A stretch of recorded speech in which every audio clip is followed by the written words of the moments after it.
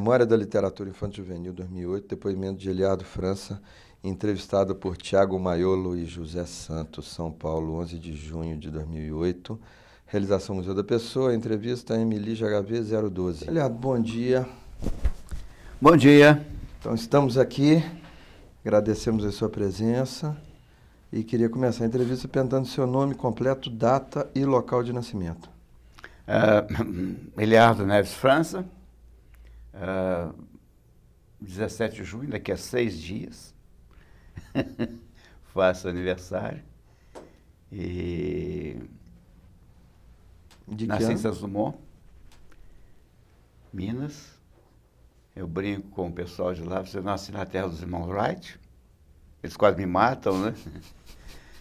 Mas era um Santos Dumont diferente de hoje, né? Era uma cidade bonita, arrumada e... Enfim.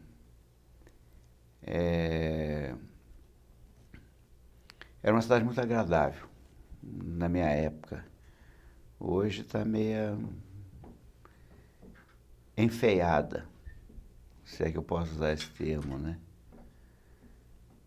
Coisa, não sei, se o aumento da população, esse empobrecimento, porque era uma cidade rural, né? Quer dizer, tinha a cidade, tinha as fazendas. Santos Dumont era uma bacia leiteira muito grande. Tinha indústria de queijo, né? O queijo do famoso, o queijo Palmeira, o queijo do Reno, que era muito vendido aqui em São Paulo, e no Norte e Nordeste. Começou lá. Começou exatamente em Santos Dumont, que era o queijo do Reino, chamado queijo do Reino, que era o queijo bola, que era uma delícia. Hoje eu acho que tem umas imitações por aí, mas não é mais aquele queijo, pelo menos para mim. E Eliardo, qual o nome dos seus pais e qual era a atividade deles? Meu pai é José França Gontijo, minha mãe Hélia Neves. Minha mãe era professora, quer dizer, ela nunca exerceu a profissão, mas ela era formada na época que se chamava curso normal, né? Que eu acho mais interessante que magistério, né? Magistério parece um bicho pré-histórico, né? Magistério, megatério, climatério, né? Então ela era professora. E o meu pai era bancário contra a vontade dele. Ele viveu 35 anos no banco, absolutamente infeliz, porque a mãe dele morreu quando ele era muito jovem não, ele era um menino, uma criança. Ele tinha 4 anos quando a mãe dele morreu. E ele viveu assim com os parentes, com o irmão mais velho, depois com a irmã mais velha que o criou, né? Tipo, cuidava dele e tal. E quando ele tinha 18 anos, ele quis fazer ele queria fazer como é que chama? O curso Rio Branco, de diplomata, né? Ser diplomata. Ele tinha um amigo que era da mesma cidade deles, eles nasceram em Dores, no Indaiá, amigo e vizinho dele. Estudava com ele e tal, depois estudaram em Belo Horizonte, e que era o Hugo Gautier. Foi embaixador do Brasil na Itália, etc. Então a intenção deles era fazer o curso de diplomacia, né? Como é que chama esse curso? No Instituto Rio Branco lá, né? Instituto Rio Branco, né? Mas a minha tia disse que não, a que cuidava dele, criava, quando ele tinha 17 anos e tal, ele não. Disse que não, que o futuro, que aqui não dava em nada. O negócio de diplomata não era para ele, porque ela também era amiga de outro conterrâneo deles que tinha um banco, que era banqueiro. Então, eu falei assim, não, você vai trabalhar em banco, porque a profissão do futuro é ser bancário. Imagina. Então, ele foi ser bancário. E viveu 35 anos querendo fazer outra coisa. Meu pai era meio que artista, ele gostava de desenhar, mas nunca desenvolveu nada disso, né? Ele tinha uma habilidade de desenho e tal. mas não desenvolvi. Agora era um leitor, sempre foi um leitor. E talvez essa coisa minha de gostar de ler e tal venha, talvez não, venha daí, né? Porque na minha casa sempre teve livros, sempre convivi com livros. Então foi essa a história dos meus pais. E você conheceu seus avós? Maternos. Maternos. Maternos, eu conheci. E quando eles morreram, quando a minha avó morreu, eu já tinha 18 anos e tal. Meu avô foi bem depois. Em que era a atividade que eles faziam? Meu avô, meu avô era português e ele tinha laticínios em Santos Dumont. Ele tinha uma indústria de queijos e tal, e leite. E tinha uma fazenda que mantinha essas coisas. Parte da minha infância também foi passar na fazenda, né? Férias E conta um pouquinho, o que você lembra dessa fazenda? Aquilo era um paraíso, né? Era o paraíso, nadava em rio, pescava, né? Tinha tinha um cavalo. Imagina um menino de 6, 7 anos, 8 anos, sei lá, que tinha um cavalo, você podia montar cavalo, sair passeando e tal. Então foi eu aprendi a nadar em rio, né? Subir em árvore, pegar fruta no pé, essas coisas todas de fazenda, né?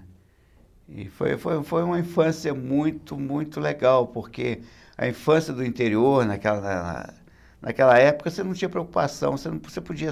Na cidade, Santos Dumont era uma cidade pequena, continua sendo, mas era uma cidade pequena e que você não tinha bandido. Os únicos bandidos somos nós que brincavam de mocinho bandido, né? Eram os bandidos que a gente conhecia, era o pessoal da turma que você brincava pela rua. Tinham poucos automóveis, mas é que você passava o dia inteiro, quando não estava na escola, era brincando na rua com a turma, né? Todo mundo conhecido e tal, enfim. Foi uma infância muito, eu acho, muito enriquecedora, sabe? E Eliato, falando mais da sua infância, você falou que vocês brincavam aí de bandido, mocinho. Uhum. O que os meninos brincavam aí na sua época? Bom, primeiro que a gente fazia os nossos próprios brinquedos, né? A maioria dos brinquedos a gente fazia, que era o carrinho de rolimã, né? Que a gente andava pelas 2 ou 3 oficinas mecânicas da cidade, atrás de rolimã, né? Para fazer os nossos carrinhos. O carrinho de rolimã, para quem não sabe, é um carrinho que você faz com tábuas e tem aquelas rodinhas de rolimã que você despenca numa descida e vem com tudo, né? E você dirige ele com os pés, porque as rodas dianteiras são móveis, então é ali que você dirige ele, você despenca aquilo e vem com tudo, né? Às vezes tinha os arranhões absolutamente saudáveis, né? E sem maiores consequências. A gente tinha muito a bolinha de gude, o jogo de bolinha de gude, o jogo de botão, tinha um negócio do finco. O finco era uma haste de metal em que você você jogava no chão e aquele tinha que cair em pé, fincado, e você fazia um triângulo ali, ia jogando o finco e ia fechando o círculo. Vencia quem prendia o outro. Então você jogava o finco aqui, o outro e puxava uma linha, né? Aí o outro jogava mais na frente e ia te fechando, e você tentando, e você saindo. Mas o que tinha como é que chama? Era um aro, você fazia um aro de metal também com uma haste de metal, e que você equilibrava, você ia tocando Na o roda, ar né? e tal, a roda, enfim. Era esse o nosso brinquedo, pescar na cachoeira, né? A gente pescava de guarda-chuva. Lá em São Montes tinha uma cachoeira em que a gente pescava com guarda-chuva. Quando a gente fala em pescar de guarda-chuva, mas como pescar de guarda-chuva? É que tem uma época do ano, acho que fevereiro, se não me engano, tem a desova, o que é uma tremenda, uma sacanagem. Hoje eu sei, mas na época a gente não sabia, né? E na época da desova ele sobe o rio. Ele sobe o rio e quando ele chega na cachoeira, ele salta, o lambari salta, né? Para ultrapassar a cachoeira. Aí você põe um guarda-chuva ali aberto, né? Ele cai dentro do guarda-chuva, você leva quilos de lambari para casa, que aquilo frito, passado no fubá, né? Tinha que ser fubá de milho. É uma delícia. E Eliade, você consegue descrever como é que era a sua casa da infância? Olha, na verdade, eu nasci numa casa muito grande, muito boa. Meu avô era uma pessoa de posse, era um cara rico na cidade, por causa da indústria de queijo que ele tinha, enfim. E ao lado tinha a minha casa, que era muito menor. A minha casa, dos meus pais. Mas ela tinha comunicação, era um vizinho, praticamente não tinha. Tinha uma cerquinha lá para constar, né? Mas, então eu tinha um quintal grande. E a casa dos meus avós era uma casa muito bem estruturada, muito bonita, ela foi, eles levaram, quando meu avô era jovem e tal, que ele voltou à Europa e aí ele comprou uma planta de um engenheiro francês, ele e o irmão dele, e ele fez essa casa em Saint-Zoumont, que é uma planta de uma arquitetura francesa, e o irmão dele fez a mesma casa, igualzinho, em Copacabana, no Rio. Ah, E aí eles importaram tudo, né? Porque na época não tinha. Você importava vidros, aqueles vidros coloridos, vidros verdes das bandeiras, das portas e janelas e tal, eram todos franceses e tal. Então era uma casa chique. Mas na época a gente não estava interessado em casa chique, nos lustres e tal. A gente estava interessado no quintal, pô. E brincar com cachorro, com os nossos amigos cachorro, pegar passarinho, essas coisas. pegar passarinho também? Pegava passarinho. Eu pegava passarinho, mas eu soltava. Eu matei um único passarinho na minha vida sem querer. A gente tinha tiradeira, fazia um outro brinquedo que a gente tinha, fazia o estilingue, né? Era tiradeira. E uma vez eu joguei uma pedra lá e acertou no passarinho sem eu querer, não queria matar o passarinho. E eu acabei matando o passarinho, o que me deu uma dor de consciência por muito tempo, né? Mas a gente pegava passarinho e soltava, pegava tizil, canarinho e tal, e acabava soltando aquilo. O prazer era pegar e ver ele entrar debaixo da arapuca e prender ele. E para quem não sabe, como é que é o processo aí da arapuca? Arapuca, nós construíamos a arapuca, era uma pirâmide feita com pauzinhos, né? Você fazia primeiro a estrutura e ia colocando pauzinhos até fechar em cima.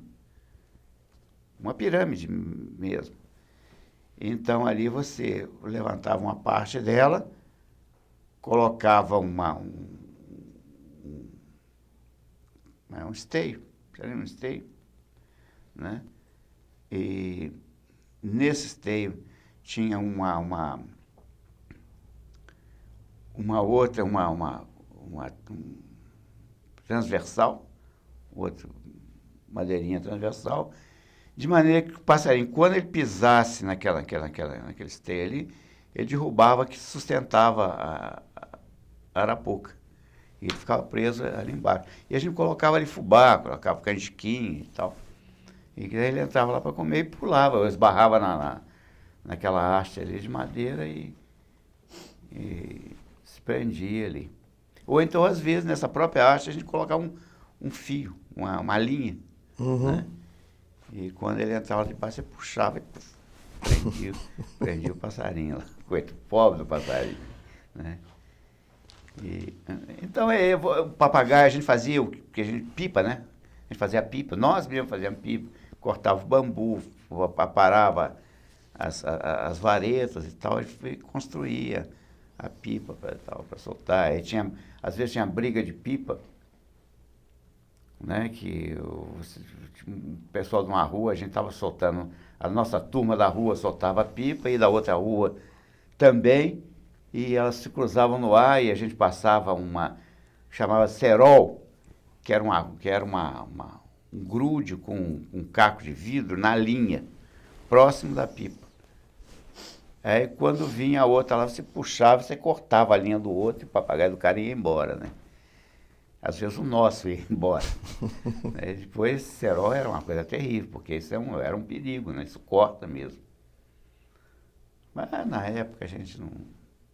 E vem cá, e dessa turma, vocês são quantos irmãos?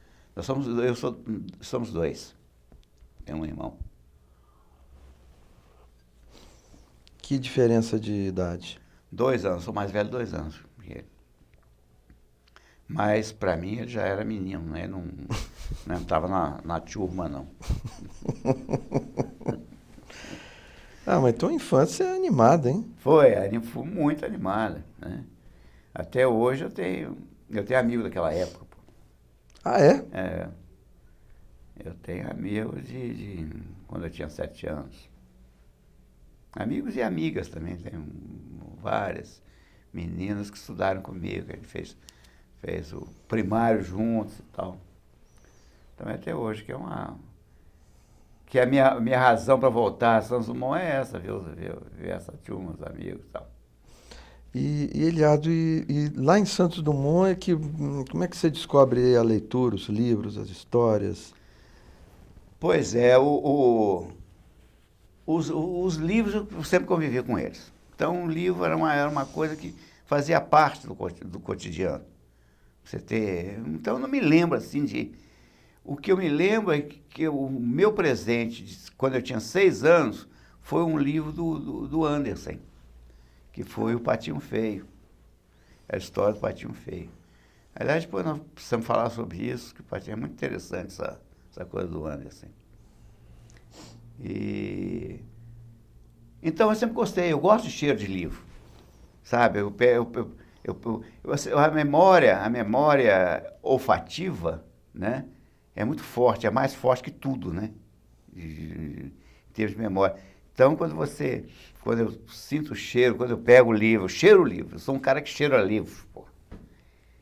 E quando eu cheiro aquele cheiro de livro, me volta imediatamente à infância, né? Tem uma amiga, vocês já entrevistaram aqui, que é uma figura maravilhosa, que é a Tatiana Belink. E ela fala que ela tem um livro de cheirar. Né? Quando ela quer voltar à Rússia, ela pega ela nasceu lá e tal. Aí quando ela quer voltar à Rússia, ela dá uma cheirada nesse livro, dá uma cafungada, né? E vai direto para lá. Mas é isso. Então eu sempre tive essa convivência com o livro. E hoje é uma das minhas diversões prediletas, exatamente a leitura. E você aprendeu a ler sozinho, na escola? Na escola. Antes do grupo escolar, tinha uma professora que ela dava aula para algumas pessoas e tal. E eu aprendi a ler com ela. Dona Miquita Horta. Fazia um pastel também maravilhoso. E aí, Thiago? E a ilustração? Desde pequenininha, desenhava? Como que era isso?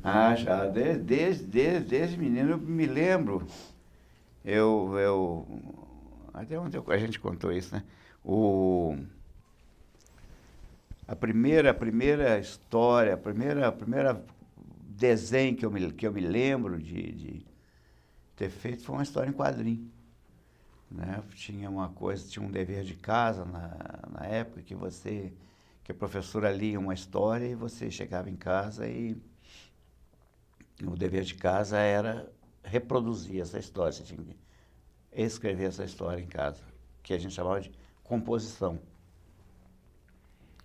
E um dia a professora leu lá a história do rato do campo e o rato da cidade.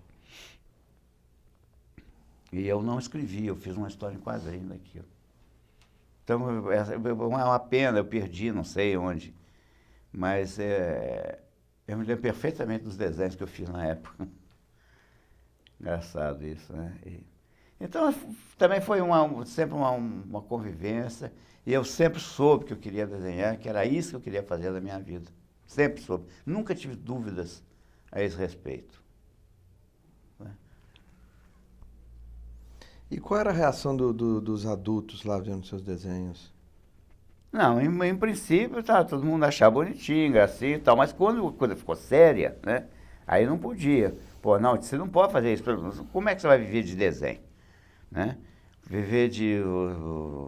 não dá... Você desenha, ficar desenhando aí caricatura, garatuja, eles falavam garatuja, né? Garatuja nas costas de caderno, não vai te dar camisa, pô.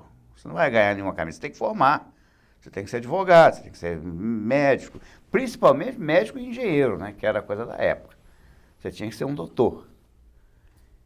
Mas eu nunca dei bola para aquilo. Aí tinha uns primos que formavam, tem um primo que foi para o ITA, e foi ser engenheiro do ITA, não sei o quê, papapá, e ele era o exemplo, e eu ficava morto de raiva do cara, né? Tinha vontade de matar esse cara, porque né, não tinha nada a ver comigo, eu não queria ITA, não queria ser médico, queria ser engenheiro, queria desenhar. Pô. E quando na época de vestibular e tal, terminei um curso, hoje 8ª série, né? Tinha que fazer vestibular e tal, aí eu fui fazer um vestibular na cursinho de arquitetura, que era a coisa mais próxima que eu achava na minha cabeça de prancheta, né? Pelo menos tinha uma prancheta, tinha régua, tinha lápis, você fazia alguma coisa de desenho. Até que um professor, que eu fiz esse cursinho na escola de arquitetura, que era uma das melhores do Brasil, foi na época, era Belo Horizonte, escola de arquitetura de Belo Horizonte. E aí um professor virou para mim e falou assim, cara, você não...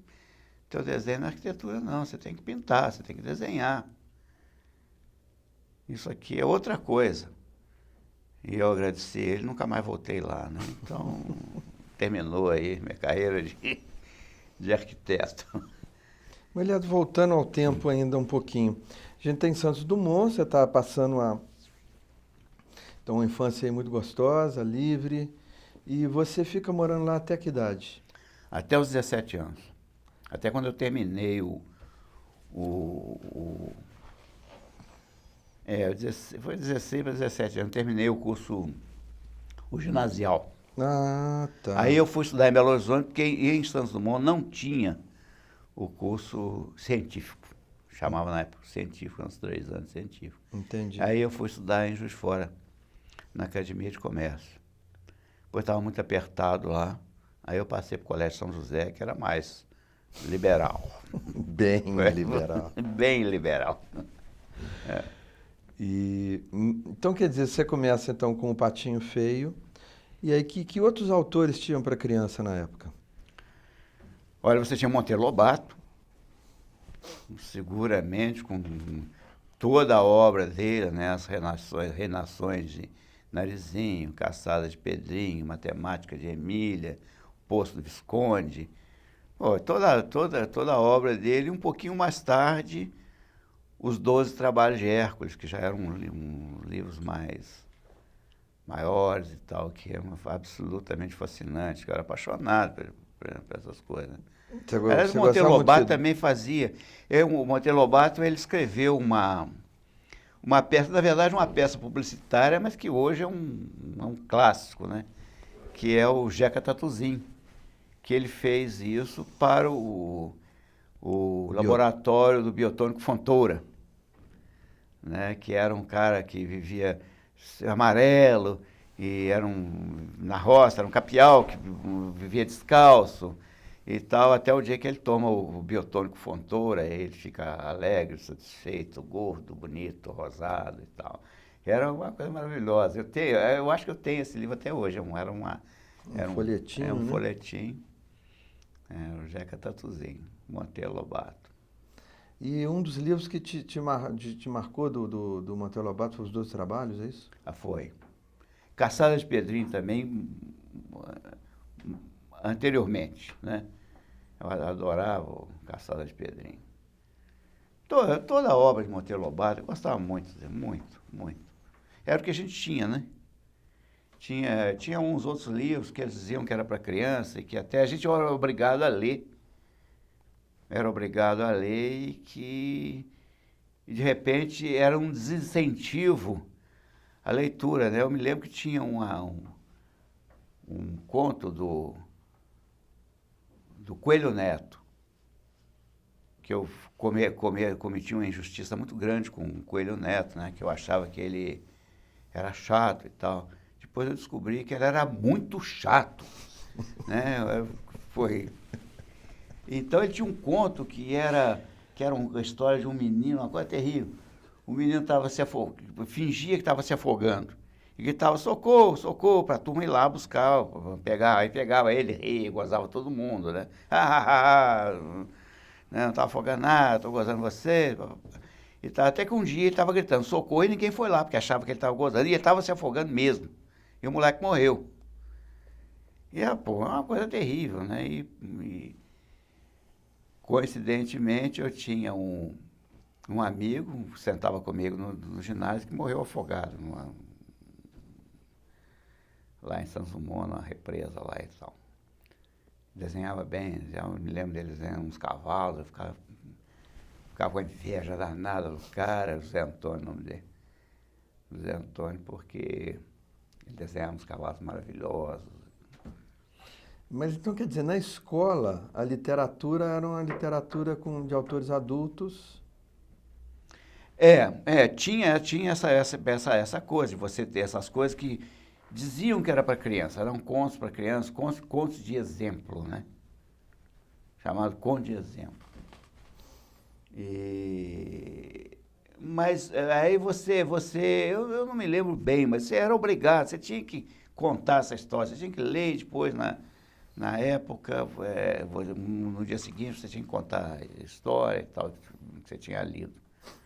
Isso eu não gostava, não. É claro. Isso é um desincentivo, acho, não tenho certeza, que é um grande desincentivo à leitura, né? Assim como desenho. Sempre fui o desenhista da sala, aliás, voltando aos 7 anos, eu era o desenhista da sala. Então a gente tinha lá um jornal que era uma cartolina e tal, você fazia nas datas, o dia do índio, o dia da árvore, 21 de abril e tal, você fazia o desenho colava matérias ali, recortava de jornal e tal, sobre o dia do índio, você colocava tal. E aí a professora me deu uma cartolina, que ela tinha comprado, uma cartolina branquinha, era o dia da árvore, para que eu desenhasse uma árvore. Ali para começar, para fazer o lettering do jornal, né? E eu desenhei uma árvore azul. E fiquei de castigo por causa disso. Porque não existem árvores azuis. As árvores são verdes, com tronco marrom. Tinha que ser assim, né? Aí me botou de castigo porque eu tinha estragado a cartolina dela. Que isso? Se eu não fosse tão cabeça dura, era para parar de desenhar ali no ato, nunca mais pegar num lápis, né? Ia ser mesmo um engenheiro, um médico, estava cortando os outros aí e tal. Mas eu continuei. Bom, enfim, então hoje eu conto essa história, quando a gente vai no colégio, tal, visitar colégio, eu conto essa história lá. Porque você sabe que existem pessoas assim até hoje. Existem. Existem pessoas que têm aqueles determinados padrões e que quando o menino desenha uma coisa, elas não aqui nos grandes centros, mas por esse interior do Brasil aí existe muito disso. É uma história exemplar mesmo. Exemplar. E mais tarde eu li uma frase do Picasso, né, que dizia que aos 12 anos de idade, ele desenhava igual Rafael Santos. Mentira, ninguém desenha aos 12 anos de idade igual Rafael Santos, né? E que ele levou 70 anos para aprender a desenhar igual uma criança.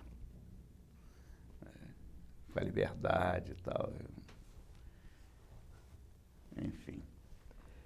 E como é que foi essa sua passagem, assim, essa sua transição de uma cidade pequena, pacata, para Santos Dumont, para Juiz de Fora, que na época devia ter aí mais de 200 mil habitantes, né? Juiz de Fora já era uma cidade grande, uma cidade também belíssima. A Avenida Rio Branco era uma avenida toda arborizada, né? E de casarões do século XIX, de um lado e de outro, né? E hoje se sabe que a importância que Ouro Preto tem para o século XVIII, Juiz de Fora tinha para o século XIX. Importância de arquitetura, e acabaram com tudo. Né? Liberaram geral, porque, na verdade, foi após a Segunda Guerra Mundial, começou a modernização, entre aspas, né, do Brasil. Porque você imita o exemplo dos vencedores. Nós éramos vencedores da Segunda Guerra Mundial, né, nos Estados Unidos. Então, o modelo que era até então, até a Segunda Guerra Mundial, era francês, né? A Avenida Rio Branco, no Rio também, era belíssima, né?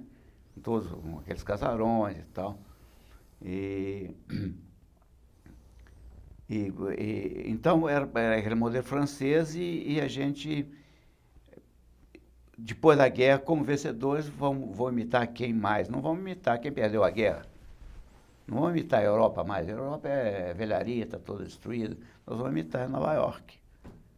Né? Aí começaram os espigões, não sei o quê, sem nenhum sentido, né? Porque o Brasil tinha Espaço, né? Tinha espaço para crescer na horizontal, e então acharam que os espigões era a modernidade. E aí acabaram com a Avenida Rio Branco e tal. Teve um prefeito em Juiz de Fora, formado em engenharia, com toda a turma dele de engenheiros, que formaram vários grupos de construtores, né? E o prefeito, como era amigo e tal, liberou geral. E esse prefeito chamava-se Itamar Franco. Se quer dar os nomes aos bois, está aí o boi, chamado Itamar Franco. Foi ele que começou uma modernização da cidade. Mas tudo bem, era coisa da época. E você chegou lá e você foi morar em que bairro? Eu morei no centro, eu morei bem no centro. Eu tinha república, a gente formava uma república de estudantes que vinham de fora, né, vinham estudar em Juiz de Fora. E tinha república. Depois eu morei em algumas casas de família que alugavam quartos, né, algumas vezes em ruas até muito legais hoje. Por exemplo, a rua Oswaldo Cruz, que era uma rua também toda de casa. Até hoje ela é toda de casa, enfim. E como é que era a sua república? A zona, né? Como toda república, era a zona, era o Enside, tudo quanto é tipo de gente que você possa imaginar. Mas era muito legal, nunca tive problema com os amigos da república, não, né? E final de semana a gente ia para São Dumont, sexta-feira, né? Quando não ia no meio da semana, mas você não podia chegar no meio da semana por causa dos pais, né? O que você está fazendo aqui? Não devia estar lá estudando, pô. Né? Então a gente, sexta-feira, ia embora para casa. O Eliade, vamos trocar a fita? Tá. Você aceita mais um café? Não, obrigado. O Eliade, então, quer dizer, agora já estamos com você adolescente em Juiz de Fora, e quer dizer, então nesse período provavelmente você descobre aí os grandes artistas, pintores. Quais são os primeiros aí que você começa a conhecer? Bom, primeiro os locais, né? A gente tinha Tinha pintor, tinha gente fazendo locais, o Bracher, o Reiner Gonçalves, que Deus o tenha, que era um cara que nunca gostou de mostrar o trabalho dele, mas que era um artista fantástico, né? Muito bom. O Paulinho Simões, mais quem? O Rui Merreb, né? Meu grande amigo, também já foi. E o Rui também, além de ser um artista, era um intelectual, uma pessoa muito culta, enfim. E era um amigo que você tinha problema com a namorada, você ia contar para ele: Rui, como é que eu faço? Você te dava as dicas, faz assim, faz assado e tal. Então, primeiros locais, aí tipo, através deles, exatamente através dele, muito através do Rui, né, você começou, o Rui sabia tudo de arte, né, a história da arte inteira e tal. E ele dava as dicas: olha, vê isso, vê aquilo e tal, mostrava, tinha livros, enfim. Através dessa gente que a gente ficou, né? Porque você não tinha televisão. Pra gente, com 17, 18 anos, na época, televisão não significava nada, né?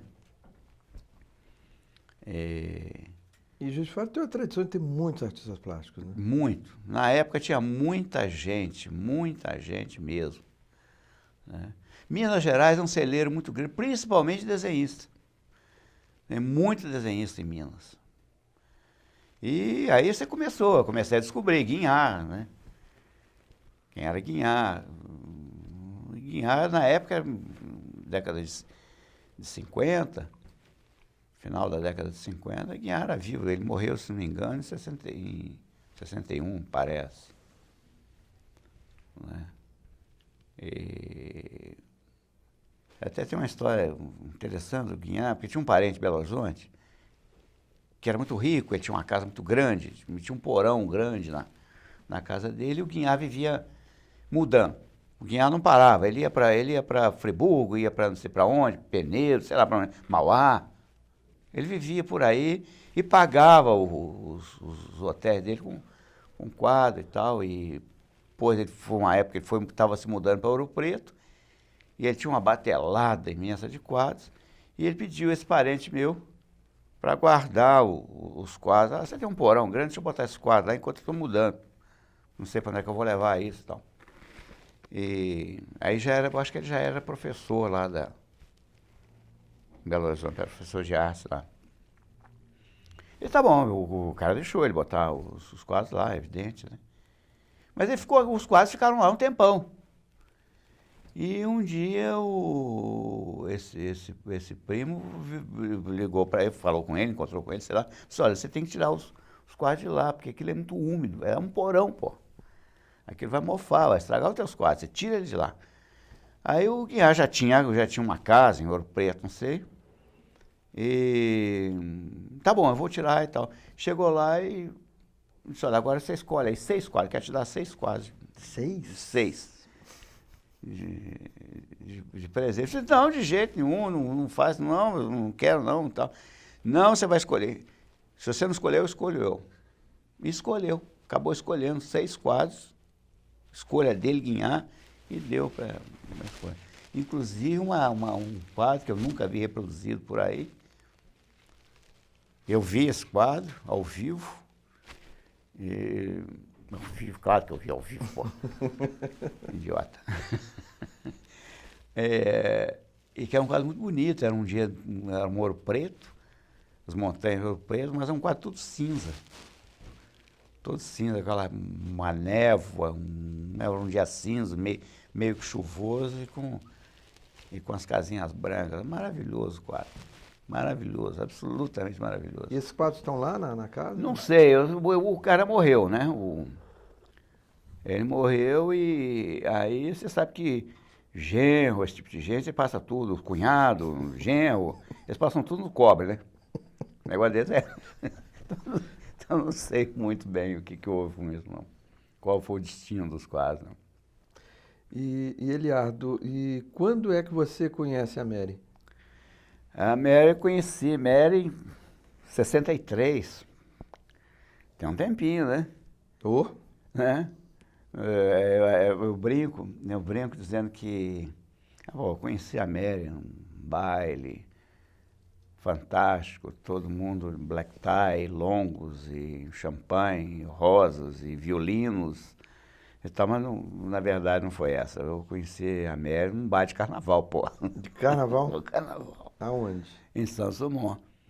Porque claro, a gente ia passar o carnaval, eu já morava em Juiz de Fora nessa época, né? Mas a gente ia passar o carnaval, festa, grandes feriados em Santos Dumont. E, evidentemente, o carnaval era uma festa.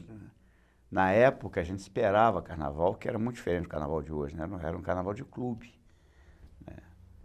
Então, a gente tinha um clube, enfim, tinha os bailes de carnaval no clube, com a lança-perfume, que a gente jogava fora a lança-perfume, porque o tesão era jogar a lança-perfume nas costas das meninas, né?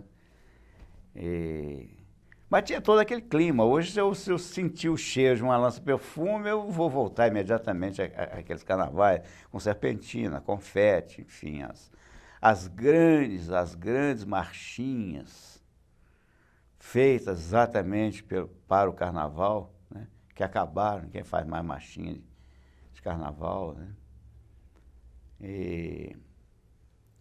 Enfim, era uma festança muito esperada.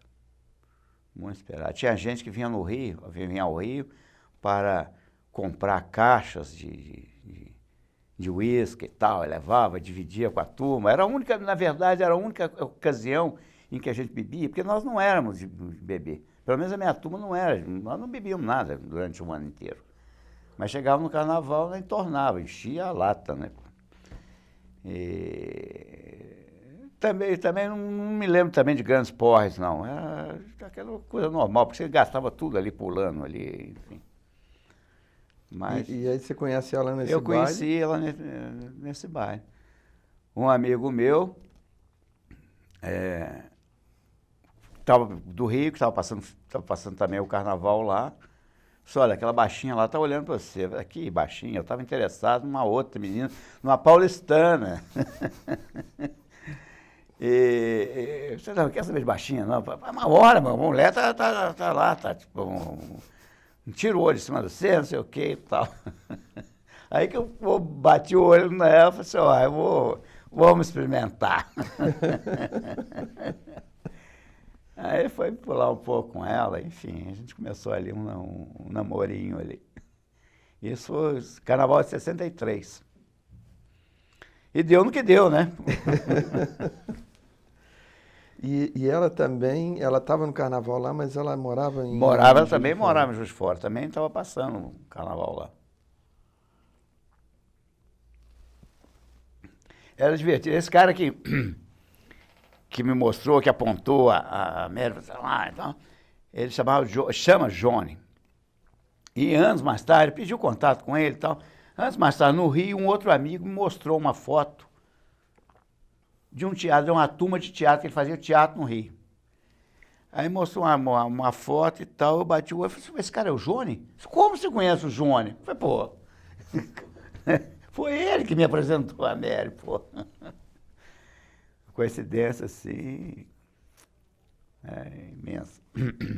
E aí, o que acontece depois? Aí você está lá em Juiz de Fora... Aí foi nessa época e tal, que eu estava desistindo de arquitetura, eu pensei também em fazer jornalismo, também por causa da coisa de letra, de livro e tal, mas também desisti, também não era a mim, estava naquela coisa de como que eu vou começar essa carreira de desenhista, porque eu queria fazer desenhista, queria ser... Sempre quis, né? E eu queria fazer história em quadrinho. E a maior editora, talvez, da América Latina, era a Editora Brasil América, no Rio. Então, eu fiz uma série de desenhos. E nessa época, eu já estava indo para Belo Horizonte. Eu morei uma temporada em Belo Horizonte, namorando a Mary, ia todo final de semana, né? Belo Horizonte, Juiz de Fora. Mas aí eu fiz umas páginas de história em quadrinho e fui ao Rio. Aí levei ao Rio, fui na Editora Brasil América, sem avisar, sem telefonar, sem nada. Bati lá na porta lá. O editor, que era o Adolfo Eisen, hoje é é uma lenda, cara. Trouxe a história em quadrinho para o Brasil e tal, através do Suplemento Juvenil, naquela época do Jornal à Noite, meio que sócio do Roberto Marinho e tal, enfim. E aí encontrei com ele na porta da editora. Ele estava na porta da editora. Eu digo, seu Eisen, eu quero falar com o senhor e tal, quero mostrar uns desenhos. Ele olhou para mim, vem cá. Me levou na sala dele, mostrei os desenhos. Não, você tem jeito e tal, mas história em quadrinho vem pronta dos Estados Unidos. Você não tem jeito de concorrer com eles. Porque o preço que eu pago, porque já vem um filme que já rodou o mundo inteiro. Então é muito pequeno no que eu teria que te pagar. Mas é que já vem pronta, não esquece a história em quadrinho. O futuro da ilustração, do desenho, são os livros para criança. Porque ele cantou a pedra na época, né? Isso aí, década de 60. Profético, hein? É, profético. E aí me deu um texto. Você vai, ilustra esse texto aqui, deixa eu ver como é que você sai e tal. E eu desenhei, fiquei lá e uma semana, 10 dias depois, eu voltei, sei lá, 15 dias, não sei. Voltei lá com os desenhos prontos, com todas as ilustrações, né? Que era sobre o quê, você lembra? Chamava Zé e o Jacaré, que era do Fernando Albali. Fernando Albali trabalhava lá na editora, escrevia também, tinha umas quadrinhas e tal. E hoje ele tem livros publicados aí. Fernando Albali fez um livro importantíssimo, é tudo sobre o Oscar. Toda a história do Oscar, de todos os anos até agora. Faleceu o ano passado, até o ano passado ele tinha toda a história do Oscar. Parece que o filho dele vai continuar agora, porque o filho dele também gosta de cinema, enfim. O Fernando era muito ligado ao cinema. Uma figura também muito legal. Bom, aí ele me deu esse texto para ilustrar. Eu fiz as ilustrações, levei, ele achou legal, me pagou e nunca publicou. Porque não estava bom, pô. Mas ele pagou para não desincentivar. Anos mais tarde, você saca essas coisas. Na época você não vê isso, né? Você não enxerga isso. Ah, mas que legal, hein? Né? Foi muito legal. Ele foi uma figura importantíssima na minha vida, muito importante. Ele me encomendou outro texto, fiz outras ilustrações, pagou também e tal. Na terceira vez, ele falou assim, não, tá legal, você vai ilustrar vou te dar um autor, umas histórias de um autor muito importante, que vai ser muito bom para você, que era o Malbatã. O Malbatã era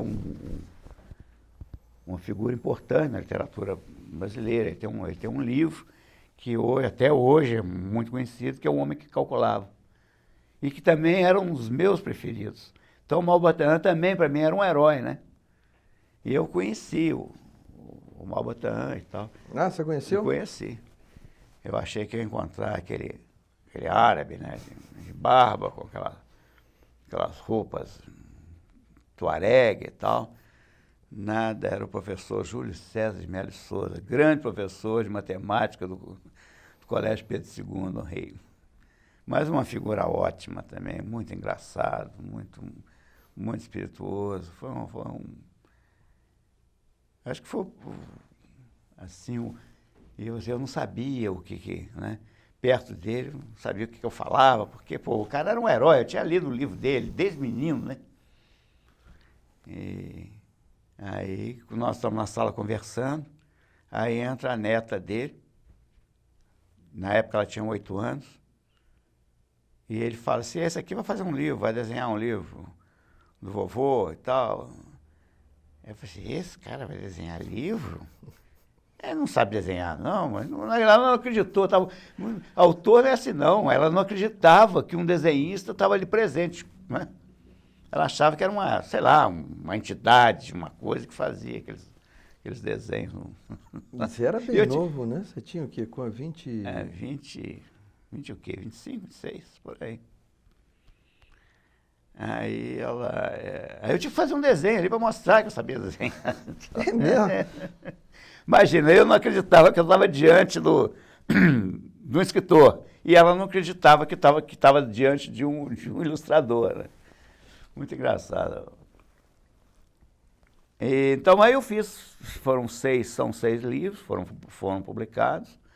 É uma coleçãozinha chamada Malbatã Conta Histórias, hoje está esgotada, porque a Editora Brasil América também terminou aquilo. Hoje ela faz pouca coisa, mas não são os mesmos donos, enfim.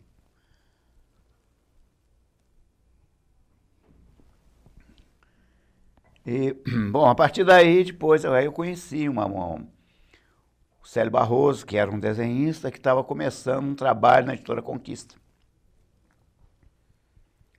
Editora Conquista também no Rio, do Hersen, Sebastião de Oliveira Hersen, o nome do editor, que era uma figura também absolutamente fantástica. Era um cara que queria fazer coisas no Brasil, ele queria fazer livro, ele nunca publicou, ele tinha uma editora. O primeiro livro que ele publicou foi, um dos primeiros foi exatamente O Homem que Calculava. Desculpa. Ele publicou toda uma coleção.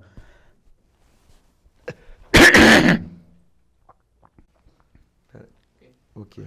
Ele publicou todo o princípio os livros do Malbatã foram publicados por ele, os primeiros livros do Malbatã. E, Eliado, nessa época, qual era o panorama das editoras que estavam publicando, então, livros para o público jovem? Muito pouca gente estava publicando livro, principalmente para criança. O que a gente tinha era importado, as editoras importavam os fotolitos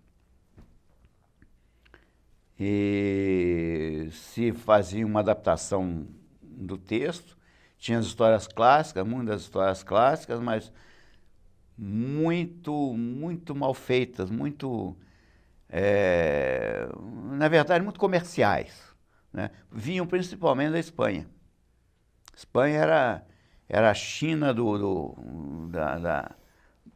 livros infantis, né? Que eles portavam toneladas. Assim.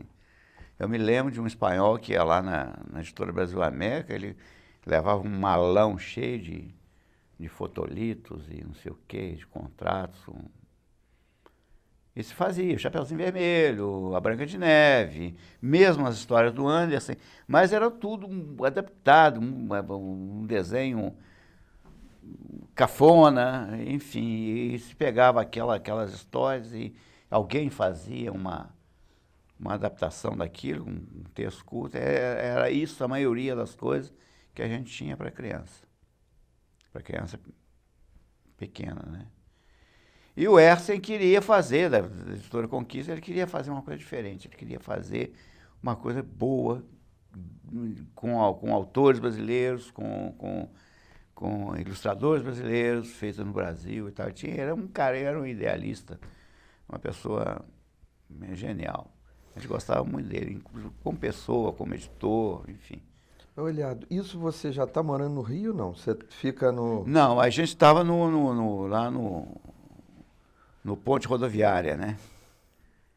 E voltar. Na época tinha um trem, rapaz, tinha um trem de Juiz de Fora chamado Litorine. Era um trem que ia de Juiz de Fora. Só não era um trem bala, porque não andava muito veloz como uma bala, mas era um trem, Então, mas era muito confortável, mais refrigerado. Aí tinha ferromoça. Ferromoça se via biscoitinho e tal, no trem. Esse é um nome muito doido. Ferromoça. Agora imagina. pobre coitada. Bom, aí ele ficava, ia e vinha, isso aí foi por volta de 68. E eu comecei a fazer ilustrações para Conquista e tal. Aí até um dia, logo no princípio, ele falou comigo, disse, olha, eu vou te comprar esse desenho e tal, mas eu tenho que arranjar alguém para escrever um texto para isso. Porque eu não tenho quem escreva. Agora eu tenho ilustração, mas não tenho texto. Eu falei, não seja por isso, a gente vai dar um jeito, né? E aí eu falei com a Mary e tal, falei assim, ó, escreve, tenta fazer alguma coisa, porque ela sempre gostou de escrever e tal, ela tinha habilidade para fazer isso. E ela fez um texto, ele gostou do texto, mas falou assim, não, mas eu vou colocar uma pessoa de nome, que já tem um certo nome, junto com ela no texto, para ele dar uma mexida aí, porque ajuda a levantar. E ele chamou o Oranício Franco para fazer um texto junto com ela, que é o Oranício Franco. Ele teve uma época, ele era muito conhecido, ele tinha um programa na Rádio Nacional chamado Histórias do Tio Janjão. Né? O Oranício também era mineiro, ele nasceu em Aiuruoca, né? A gente tem que torcer a boca para falar Aiuruoca, mas ele vivia em São João del Rei um tempo e depois mudou-se para o Rio. E então ele fez junto com a Meire um texto que é a história do menino que voa, que é a história de Santos Dumont, quando criança. Porque Santos Dumont também era o nosso herói, né? Nosso conterrâneo, da qual a gente tem o maior orgulho, né? E que acho que até o Brasil dá pouco valor a isso, sabe? Os irmãos Wright, você fala em irmãos Wright nos Estados Unidos, todo mundo fala, inventou avião, não sei o quê, tem avenidas, irmãos Wright, enfim, você fala Santos Dumont aqui. Quem foi Santos Dumont? Você entra numa sala aí pelo interior. Quem foi Santos Dumont? Ninguém sabe quem foi Santos Dumont. São Paulo nem tanto. São Paulo a gente tem a Avenida Santos Dumont, tem Praça 14 Bis, enfim, tem algumas coisas. Paris tem mais do que aqui no Brasil. Mais do que tem uma placa, né? Tem uma fotografia minha embaixo dessa placa, na casa em que ele morou na Champs-Élysées, na Avenida Champs-Élysées. Está lá, nessa casa morou o aeronauta Alberto Santos Dumont. Uma placa na casa dele. Hoje em Santos Dumont tem um museu do Cabangu, que é a casa em que ele nasceu, que é administrada hoje pela pessoal da aeronáutica, ainda bem, né, porque eles cuidam, né, super bem cuidado, enfim. Tem um museu lá. Bom, mas aí nós fizemos um livro do O Menino que Voa. E foi o primeiro livro, foi a primeira história publicada da Mary, foi o Menino que Voa. Eu fiz as ilustrações, claro. Isso foi a E aí a coisa foi daí para frente foi evoluindo, né? Quer dizer, eu fiquei muito tempo na Conquista. E numa conversa lá na época a gente era solteiro quando fez isso, eu queria casar e tal. Aí eu falei com ele, senhor, eu preciso de uma garantia que eu vou continuar tendo trabalho, que eu vou casar. Ele falou, então vem cá, tira a carteira de trabalho e vou assinar ela para você vai ser funcionário da editora. Eu era funcionário da editora, mas morava em Minas, pô. Quer uma mata melhor que essa? Ele mesmo marcava meu cartão de ponto lá. Olha que eu nunca faltei um dia sequer no trabalho, apesar de morar em Minas.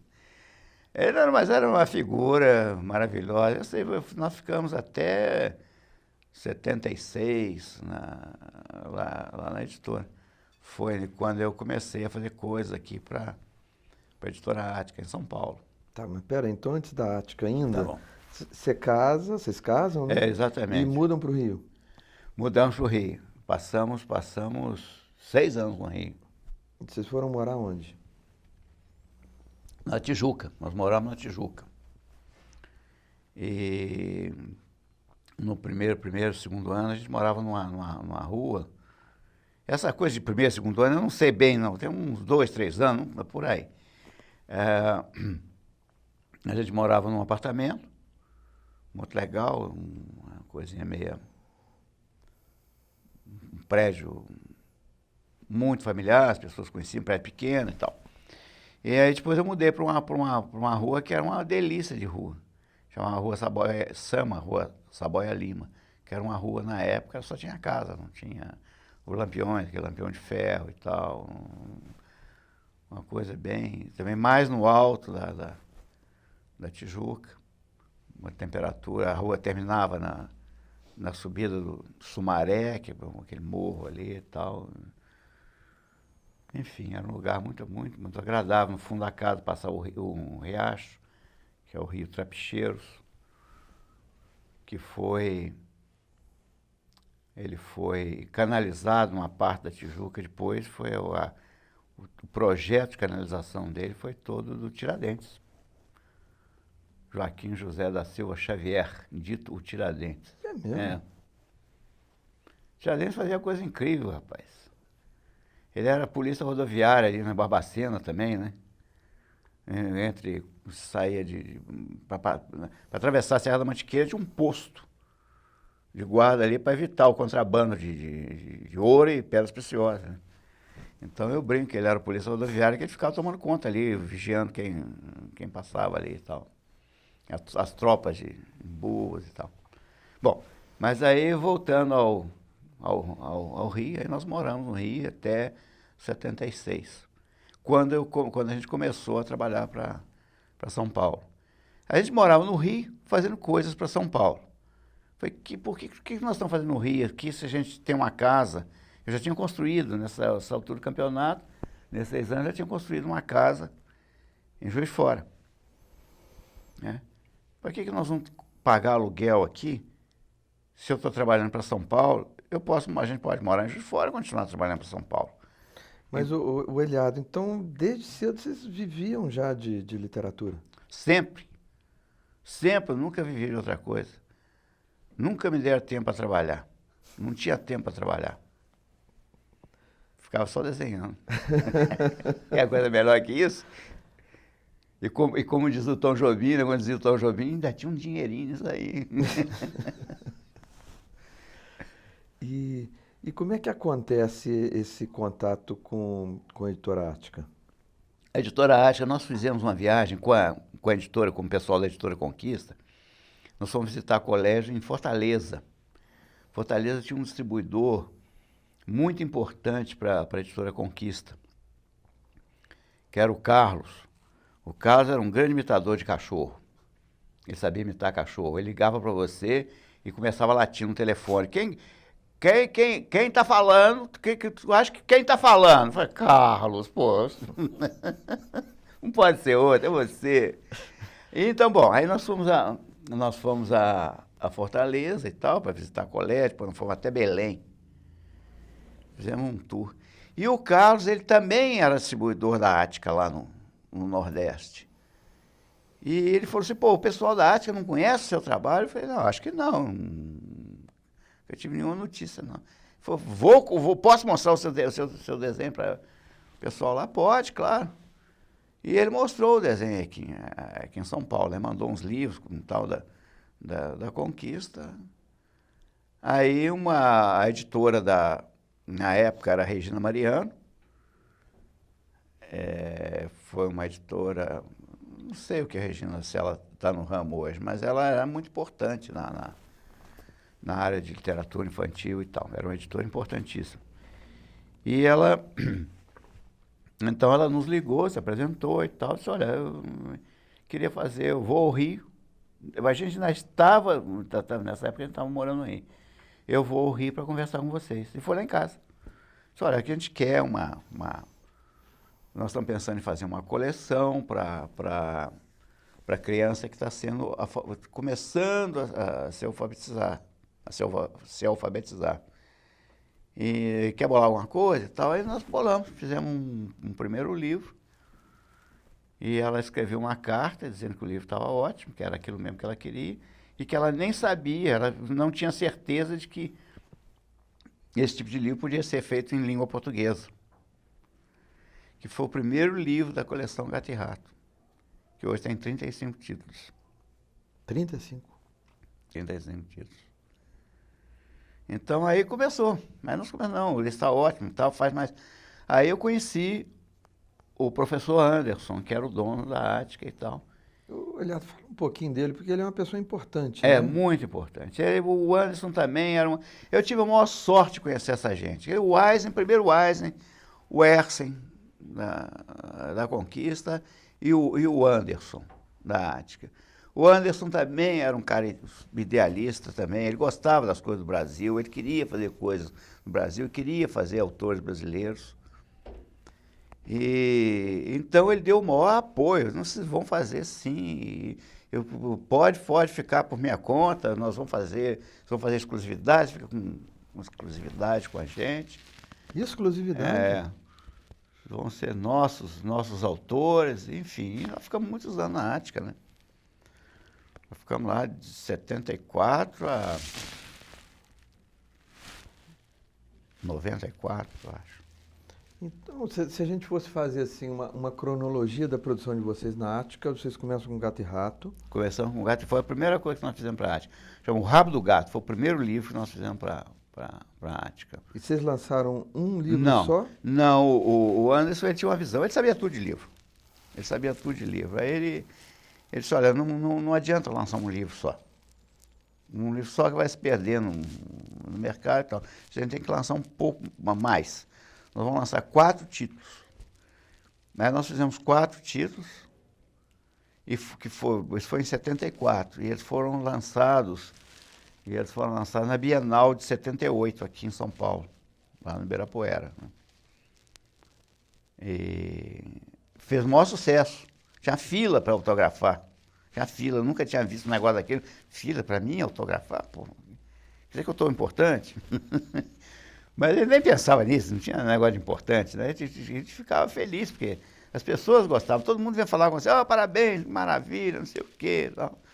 Eliado, você sempre autografou desenhando? Sempre, desde aquela época. Desde o primeiro autógrafo, eu sempre faço um desenho lá. É um desenho genérico, né? Não é um desenho de grife. É o genérico. É rápido, tem que ser rápido e tal, mas... Aliás, a gente aprende isso, né? Ao longo dos anos, eu aprendendo isso, né? Quando a fila está pequena, você capricha. Você fica fazendo um desenho e tal, para a fila aumentar. Aí, quando a fila diminui, quando a fila aumenta e tal, você manda bala, senão o pessoal fica chateado, né? Esperando tanto tempo na fila. Tem que ser rápido. E Eliado, nesse período da Ática, vocês também estão presentes nas escolas? Também, desde aquela época. A gente visitava escolas e tal. Na época era muito São Paulo, né?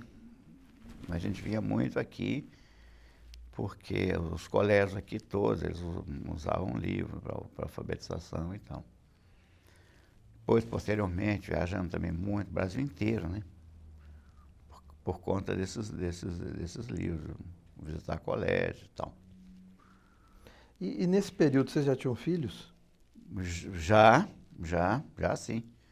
Tínhamos os 4 filhos já.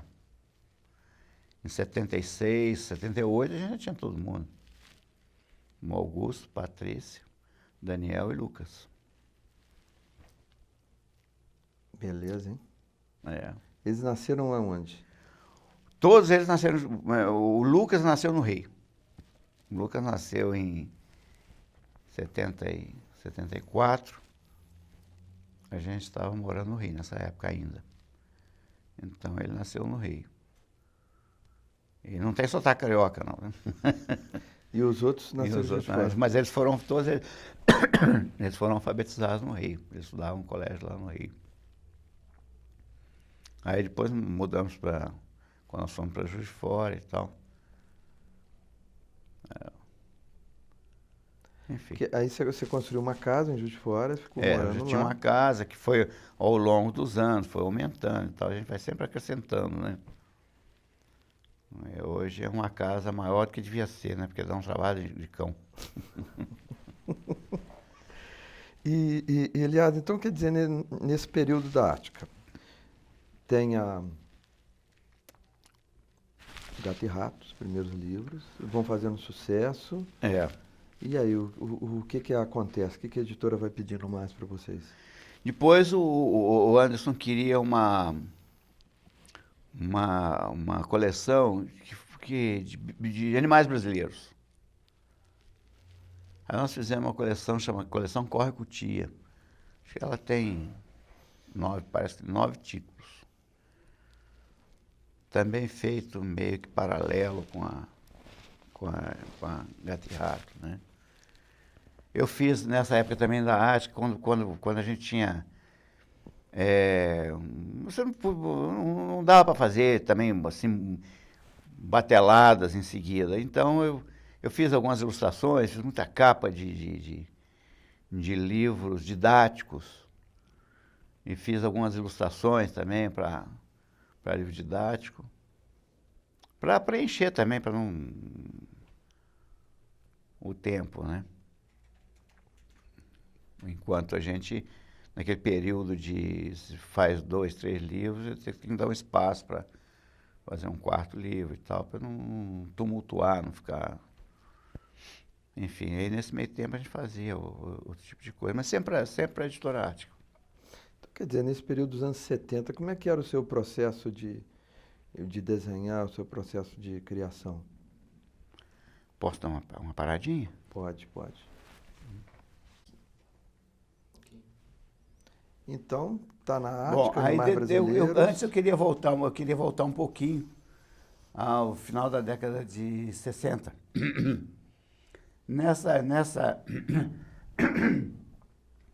Nessa época, eu comecei a fazer algumas... Eu conheci o Ziraldo e ele falou assim, pô, nós estamos fazendo uma sessão na revista O Cruzeiro, que era uma revista muito importante na época, né? Cruzeiro era uma revista do Diário Associado, do Chateaubriand, e tinha uma divulgação, tinha edições, milhares de exemplares que era vendida e distribuída pelo Brasil inteiro. E estava fazendo um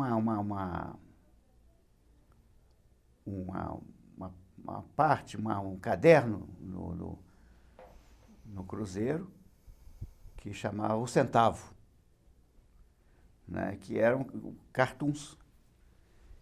E eu cheguei a fazer lá, não sei se 1, 2 anos, nós fizemos eu fiz os cartoons. Hoje eu vejo, acho que é muito boa, os meus, né?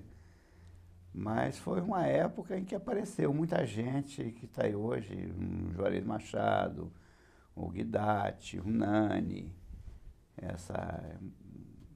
muita gente importante está aí fazendo coisas até hoje, aí, trabalhando aí nisso. Então foi uma época. E em 1960, o Jornal do Brasil criou um caderno infantil chamado Caderno I, que durou 2, 3 anos e tal. E eu fiz muita coisa para ele, trabalhava muita coisa com ele. Conheci pessoas assim que são minhas amigas até hoje, por exemplo, a Marina Colassante, que é uma pessoa que eu adoro, que é minha amiga, que eu gosto muito dela, né? E do marido, Afonso Romano, enfim, Juiz de Fora. Enfim, eu fiquei também lá uns 2 anos fazendo coisas para História em Quadrinho. Eu tinha uma página de História em Quadrinho chamada, baseada nesses contos clássicos, né? Fábulas de Esopo, né? Raposa e as Uvas e tal, enfim, uma reinterpretação em quadrinhos das fábulas. E fazia capas para esse caderno e tal, enfim. foi uma época muito gostosa e uma época áurea do JB, né? O Dines era o editor, enfim. A gente tinha pessoas lá, o Norma Cury. Norma Cury. É. O Dines é conselheiro do museu. Ah, é? É. Ah, que legal.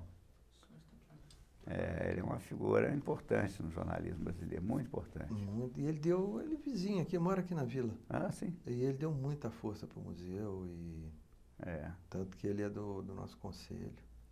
Eliato, faz só assim, ó. E Eliato, você podia contar um pouquinho do seu processo de trabalho do desenho, como é que é? Você diz do ponto de vista técnico?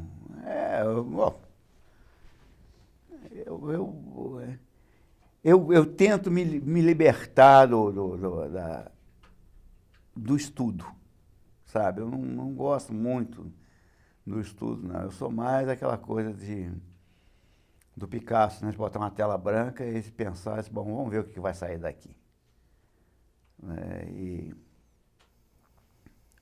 Mas normalmente, na verdade, o meu estudo eu costumo fazer várias vezes uma ilustração, de várias maneiras, de várias técnicas, né? Às vezes eu pego uma ilustração que eu fiz e descartei, mas que está guardada lá, e eu pego essa ilustração e digo, bom, por que eu não usei? Está legal isso aqui. Mas na hora eu achava que não estava legal, e eu repetia, fazia de novo, fazia outra coisa completamente diferente, né? Então eu gosto muito de variar a técnica, né? A coleção Gato e Rato, por exemplo, ela tem de tudo. Ela tem tinta acrílica, né?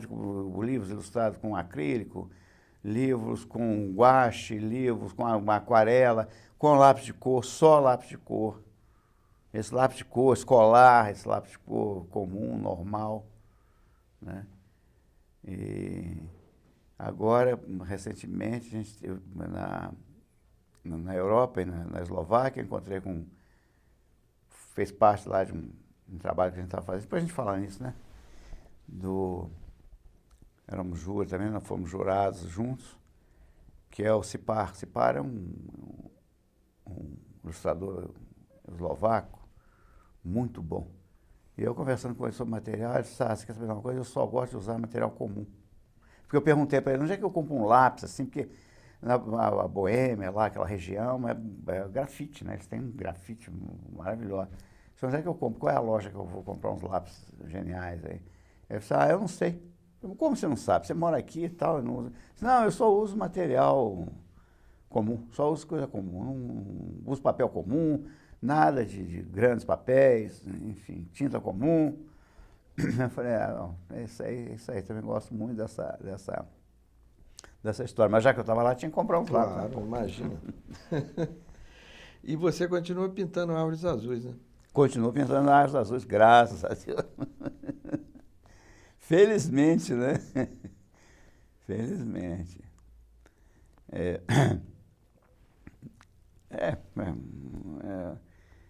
Eu tenho gatos azuis, né? O Gato e Rato está cheio de gatos azuis e cachorro roxo, enfim.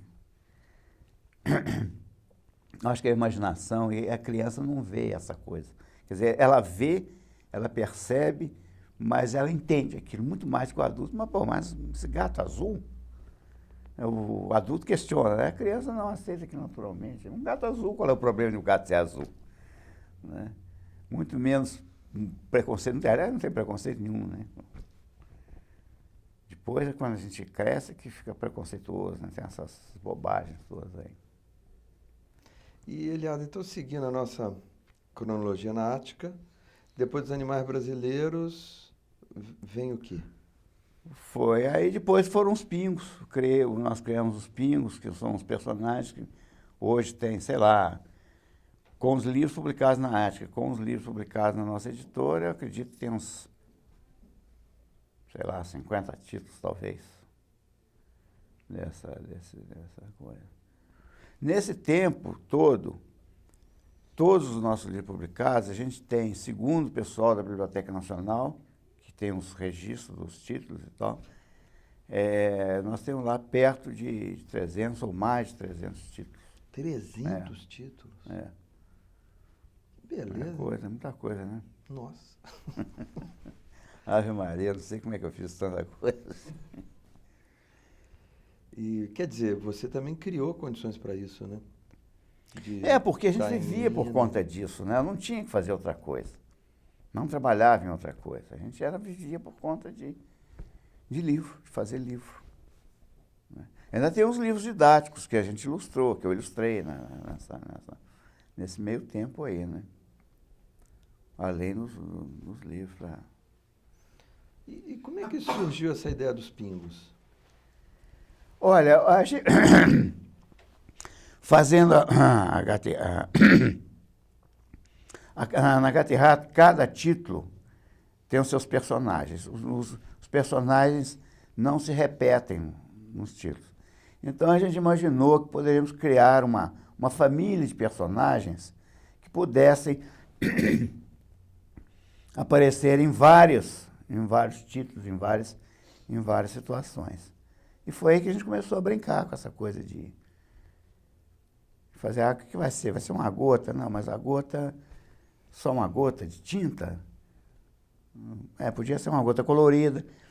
Aí começou, né? Brincar com a gota, botar olhinho nela, nariz, boca, tem que virar um personagem. E aí nasceram os pingos. Imaginamos as 7 cores, né? Que seriam as cores que são as cores do arco-íris, então são 7 personagens. 7 é um número mágico, é um número atávico, né? A humanidade, né? Tem os 7 pecados capitais, as 7 emoções dos japoneses, as 7 maravilhas do mundo. Enfim, o 7 é um número atávico à humanidade. Então, as 7 cores do arco-íris. Então, criamos os 7 personagens que são iguais, absolutamente iguais, mudam só a cor. E atrás dele... Deixa eu pegar mais água para você. Ó. Bem, então, a gente está falando dos pingos, né? E os pingos têm esse sucesso todo. Estão aí vivos até hoje, né? Estão vivos até hoje. E eles foram criados em 86. E foram publicados primeiro pela editora, na época chamava Rio Gráfica, hoje é a editora Globo. A Rio Gráfica era do grupo lá do Roberto Marinho, né? Mas no Rio Grande do Sul tinha a editora Globo, que era do Bertazzo, uma editora publicava, o Érico Veríssimo. Tinha 2.500 títulos da maior importância, Albert Camus, Marcel Proust, toda a obra do Veríssimo, do Érico Veríssimo, enfim. E o Roberto Marinho queria trocar o nome de Rio Gráfica para a editora Globo, mas ele não podia por causa da editora Globo do Rio Grande do Sul, né? Então, o caminho ia comprar a editora Globo. E eles compraram a editora Globo com seu acervo de 2.500 títulos, que eu não sei, eles não estão publicando isso tudo. O que é uma pena, porque eles têm coisas fantásticas, né? A obra do Proust, traduzido pelo Mário Quintana. Mário Quintana, enfim. Mas vocês não eram exclusivos da Ática? Não, em 86 teve um intervalo de 2 anos aí. Teve um intervalo de 2 anos e foi exatamente 86 até 88. Foi numa época em que a gente já não queremos exclusividade, a gente quer fazer outras coisas. O Anderson também achou que não é melhor dar um tempo aí e tal. Aí nós começamos a publicar os pingos pela editora Globo e também começamos a fazer uma coleção para a editora Mercado Aberto, de Porto Alegre. Aí quando a gente publicou o primeiro livro pela editora Mercado Aberto, o Anderson viu o livro, falou assim, não vamos fazer concorrência. Não. Ele ligou para nós, vem cá, precisamos conversar, vem de volta aqui. Aí chamou a gente de volta e tal. Ele era uma pessoa ótima, a gente já gostava muito dele e tal. E acabamos voltando. Aí voltamos, fizemos um acordo com ele, voltamos para a Ática e tal. E nesse período que surge o projeto do Anderson? Foi em 89. Foi um pouquinho depois, né? 88, um ano depois, surgiu o projeto do Anderson. A gente queria fazer uma diferente da Gatti Hart, diferente da Corre Cutia, queria fazer uma coisa para criança que fosse maior um pouquinho. Que já dominasse. Crescendo, né? Exatamente, que dominasse a leitura e tal. Tinha lido a Gatti Hart, mas já estava na hora de pegar outros livros e tal. E a gente imaginou, exatamente por causa dos nossos livros de infância, né, dos meus livros de infância, Patinho Feio e tal, falei, vamos fazer Anderson. Como que a gente vai fazer Anderson? Vamos para Dinamarca, temos que ir lá, ver onde é que o cara morou, enfim, como é que era a vida dele, sentiu o clima, sentiu o frio, nada. Passamos o inverno lá, né? Ficamos lá, acho que, não sei quantos meses, quase um ano, 8 meses lá. Como é que vocês conseguiram viabilizar o projeto? Bom, o Anderson falou assim, não, vocês vão, tudo bem, topa, vocês vão para a Dinamarca, etc. Mas nesse meio tempo, ele morreu. Ele morreu e ele acabou, claro, não vendo o processo, ou então está vendo, né? Ou então está sabendo de tudo. Mas aí a diretoria falou assim, não, tudo bem, ele prometeu e vocês vão, mas nós damos uma passagem de um ano, que é uma passagem mais cara do que essa passagem de sair vai e volta, né? Point to point. Aí ficamos com a passagem, a gente tinha, na época, tinha condições, alugamos uma casa lá, perto de um bairro de Copenhague, chamado Ballerup, uma casa muito legal, era um condomínio com 5 casas. Condomínio fechado não é bem o tempo, porque tinha lá um portão, mas vivia aberto dia e noite. Lá não tinha esses problemas, pelo menos até então não tinha problema nenhum. E a gente morou lá esse tempo. E como é que foi essa chegada? Fizemos amizade com o nosso senhorio, ficou nosso amigo, ia jantar lá em casa, papapá, e tal, porque ele namorava uma brasileira. E essas coisas, né, que a gente conhece assim e tal. Peter Finerup, o nome dele. O Peter namorava a brasileira, Rosana, e a Rosana tinha um apartamento em Copenhague, no centro de Copenhague. Um lugar muito bonito, muito agradável e tal. E ela não queria mudar para lá, para esse bairro. Então ele foi morar com ela, no apartamento dela, e a casa dele ficou vazia. Nisso a gente alugou a casa dele. Ele fez baratíssimo, mas ficou barato, quase que despesa de condomínio. Então. Que beleza. E a embaixada ajudou vocês? Ajudou assim em contatos que a gente apresentou, o pessoal da Universidade de Odense, que é a cidade cidade onde é que o Anderson nasceu, e enfim, se colocou à nossa disposição, porque o dia que nós fomos lá na embaixada, veja como são as coisas. A gente, era uma época de eleição no Brasil, era novembro isso. Tinha uma eleição qualquer no Brasil que eu não me lembro. E a gente tinha que justificar o voto. E eu fui na embaixada, o embaixador era o Sérgio Rouanet, e eu falei com a secretária, eu fui lá na embaixada, procurei a secretária dele, falei assim, olha, nós queremos conhecer o embaixador e tal, a gente podia dar uma palavrinha com ele na sala dele e tal. Ela falou um momento, ela foi lá dentro, voltou, daí a pouco ela voltou e disse, olha, o embaixador falou que não quer receber vocês aqui, para você tomar um uísque na casa dele de noite. Porque a filha dele, a menina dele, que na época tinha 8 anos, foi alfabetizada na coleção Gato e Rato.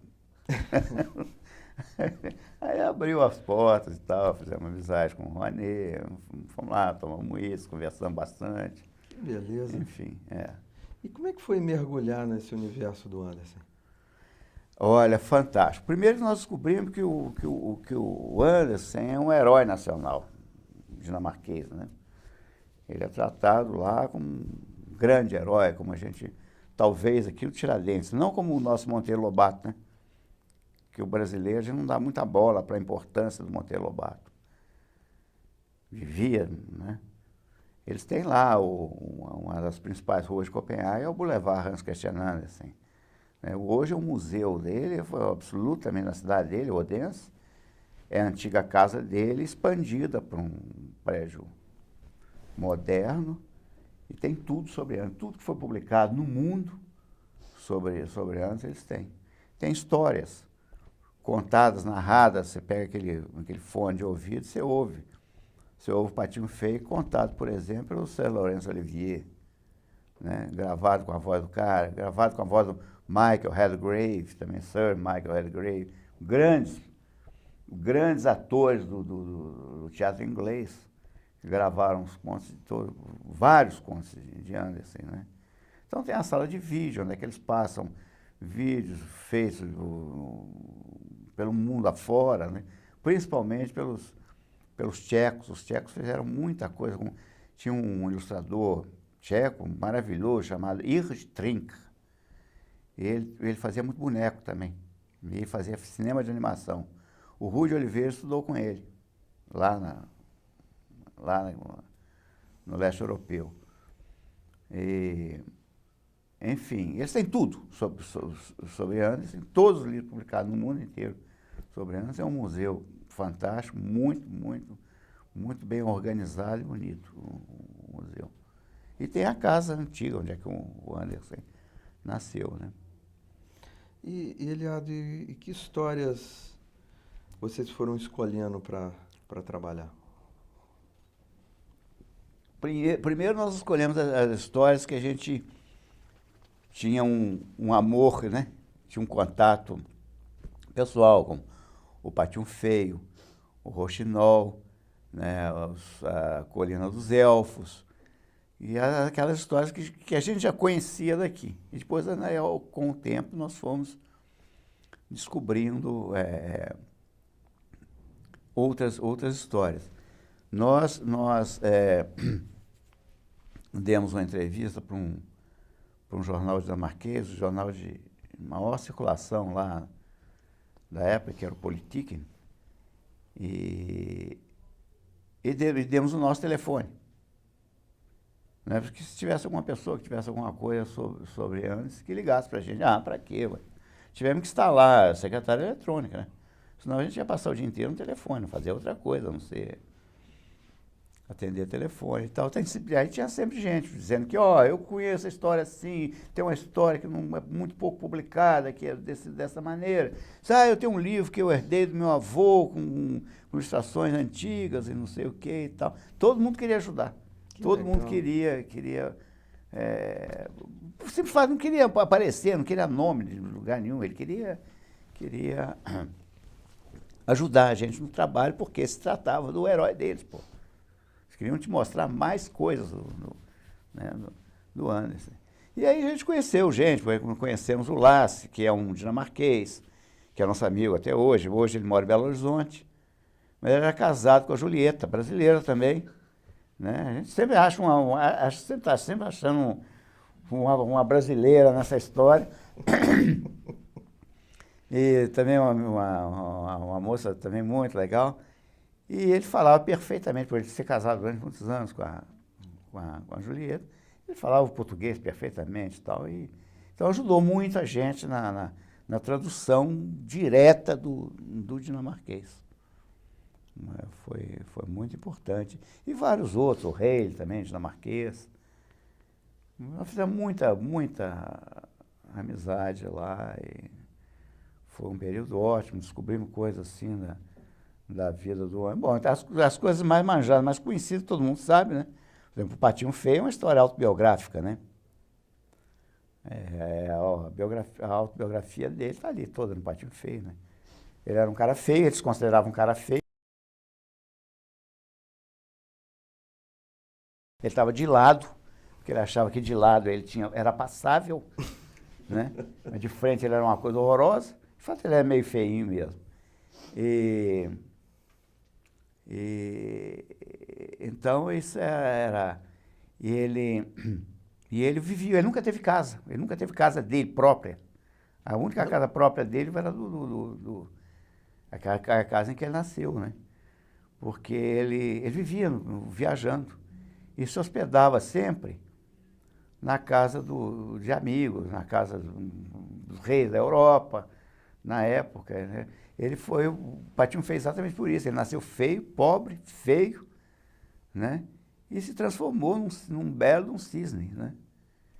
E realmente foi o que aconteceu. E ele teve essa glória de viver todo esse sucesso, né? Em vida. Era amigo de pessoas importantíssimas. Era amigo, por exemplo, do Charles Dickens, né? Trocava correspondência com Dickens, enfim. E vivia na Europa contando histórias para as crianças que estavam ali em volta. Ele ia contando histórias e fazendo recortes e fazendo silhuetas e os personagens, né? Recortando os personagens, mostrando e tal. Falava de um príncipe, ele recortava uma silhueta de um príncipe, enfim, dava para a meninada ali. Devia ser uma figura muito interessante, né? Você escutar a história. E o Anderson tem muita coisa também, claro, criação dele, mas tem muita coisa também baseado em folclore. Por exemplo, tem uma história dele que chama Nicolau Pequeno e Nicolau Grande. Que é ótima a história, mas é uma história de folclore. É uma das aventuras do Pedro Malazarte. Porque o Pedro Malazarte foi criado em... Primeira notícia que se tem no Malazarte é de 1500, qualquer coisa, né? Urdemales. Piero Urdemales, que é exatamente Pedro Malazarte, de 1500. Então ele pega essa história e reescreve a história com o nome de Nicolau Pequeno e Nicolau Grande. E Eliade, vocês começam a fazer o trabalho lá ou esse período foi só pesquisa? Não, foi só pesquisa. A maioria pesquisa. E como a gente visitava também muito museu, via muita coisa, eu falei assim, eu vou começar também um pouco de fazer umas coisas maiores. Aí cheguei a pintar uns quadros, enfim. Foi aí que eu comecei a ter vontade de pintar coisas grandes, enfim. Foi nessa época também. E aí depois, o que resultou essa pesquisa toda? Resultou que quando nós voltamos para o Brasil, aí a Mary sentou e tal, eu fui fazer as ilustrações. Nessa época a gente já morava aqui em São Paulo.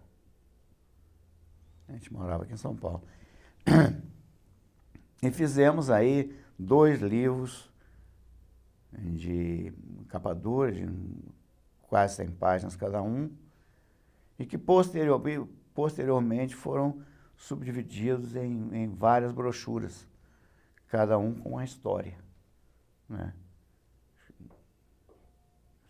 8, 10, não sei quantos se tem, que também achamos melhor que a gente também fazer a coisa, inclusive ficar mais acessível ao público do que 2 livros de capa dura, né? Que é um livro de presente, o outro não, o outro pode ser usado e tal, enfim, E o público ser mais acessível ao público. Recebeu bem? Muito bem, tanto o público quanto o pessoal da crítica, enfim, muito bem recebido. E, então, essas histórias todas do Anderson, tinha uma coisa engraçadíssima que eu acho uma coisa fantástica. Ele andava com a mala dele nessas viagens, né? Tinha a mala de roupa dele, tinha uma caixa de cartola, aquela caixa comprida de cartola, e um guarda-chuva e um rolo de corda. Um rolo de corda? Um rolo de corda. Ele sempre andava com um rolo de corda, não se separava do rolo de corda nenhum, porque ele ficava sempre até o 2º andar, ele não ia para o 3º andar de jeito nenhum. Quando ele se hospedava numa casa, um castelo, Ele ficava no segundo andar, que era onde é que dava a corda. Se tivesse pegasse fogo o negócio lá, ele saía pela janela. Isso é sensacional, né? Eu acho ótima essa história. E qual é a contribuição do Anderson para a literatura Total, infantil? total. A literatura hoje, sei lá, ela existe e se tornou conhecida, eu acho que muito por causa dele, né? Coisa dele. Ele é um dos criadores da literatura que a gente entende hoje para jovens e crianças, né? Na verdade é para todo mundo, porque ele é muito bonito, né? O texto original dele é maravilhoso. A ele procurou fazer muito dentro do que ele escreveu, né? Por exemplo, quando ele vai descrever que uma coisa, passava um riacho perto, ele não se limita a falar que o riacho perto, né? Passava um riacho perto, mas era muito perto mesmo, né? Ele escreve assim, desse jeito, né? A folha onde é que se escondia a pata, de onde é que nasceu o patinho feio e tal, a folha era grande, mas era muito grande, era grande mesmo. E, enfim, tem um livro dele também, nós descobrimos depois um livro dele em Portugal, de uma época que ele morou em Portugal. Ele passou uma temporada em Portugal, na casa de uns amigos, e ele tem uma história maravilhosa, que ele não fala isso, mas a gente acha que ele escreveu essa história em Portugal, por causa do sol, por causa um sol que não tem na Dinamarca, né? Que chama A Sombra, que é uma história de um cara sentado numa varanda e bate o sol e a sombra do cara atravessa a rua e vai na varanda da casa vizinha. É linda a história, maravilhosa a história. Então, por causa desse sol, dessa veemência do sol, a gente só pode ter sido, isso aqui foi feito em Portugal. Então, essas coisinhas, essas miudezas importantíssimas, né? A gente descobriu muita coisa dele. E tudo refletiu no trabalho, que é um trabalho muito cuidadoso, né? É. E, aliás, e depois vocês ficam com Nática até 90, é isso? 94. 94. 96, não sei, por aí. E aí é que surge a editora de Aí vocês? surge a nossa editora, aí nós imaginamos que a gente podia. Quando a gente terminou, o Anderson já tinha morrido, enfim. A gente achou melhor parar com a exclusividade, porque a gente queria fazer outras coisas, e resolvemos criar a nossa editora, nossa própria editora. E que está aí de pé até hoje, com poucos títulos, mas... Mas você já tem o quê? Mais de 50 títulos? Mais de 50 títulos. Para um editor, isso ainda é pouco, né? Mas a gente chega lá. Sem dúvida. E a ideia, então, da editora é publicar a obra de vocês? Exatamente. E alguma outra coisa que a gente acha que vale a pena, que é importante, né? Por exemplo, a gente tem livros lá do Elias José, a gente tem livro do Yacir Freitas, que é um poeta maravilhoso, e que ele fez um livro lá que é genial. Ele viu umas ilustrações que eu tinha feito, para nada, eu fiz uma série de quadros chamado O Circo.